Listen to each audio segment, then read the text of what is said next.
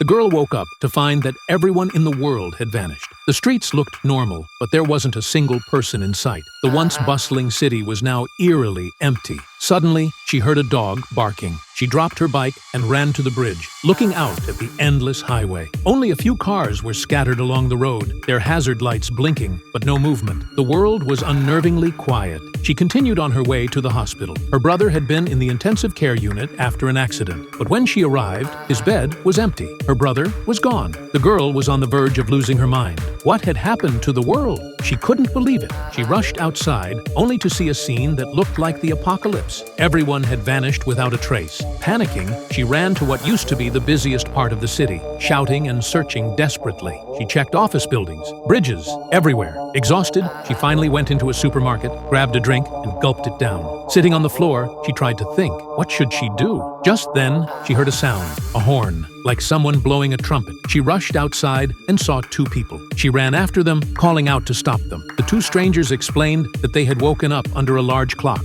and had no idea what was going on. Though they didn't know each other, they felt an immediate sense of connection, but it seemed like their movements were being monitored. They entered a high-rise office building and found a pair of feet. Slowly approaching, they discovered a black man. He acted strangely and rode off on a bike alone. The group decided to follow him, searching from day to night. They noticed the streetlights were still on and followed the light to a building with the word "Help" written on it. Inside, a mechanical voice from a security camera instructed them to drop their weapons. They complied, and the elevator doors opened to reveal a young boy. He had also been searching for people and led them to an underground garage filled with luxury cars. They drove through the empty city in a sports car, the boy using a megaphone to call out for others, but there was no response. There was no signal for miles. Suddenly, they encountered the black man again. He was lying on the ground, barely alive, with an arrow in his chest. As they tried to help him, more arrows came flying at them. Terrified, they sped through the streets. Unsure where the arrows were coming from, they took refuge in a five-star hotel, where they removed the arrow from the man's chest. Just as they were about to rest,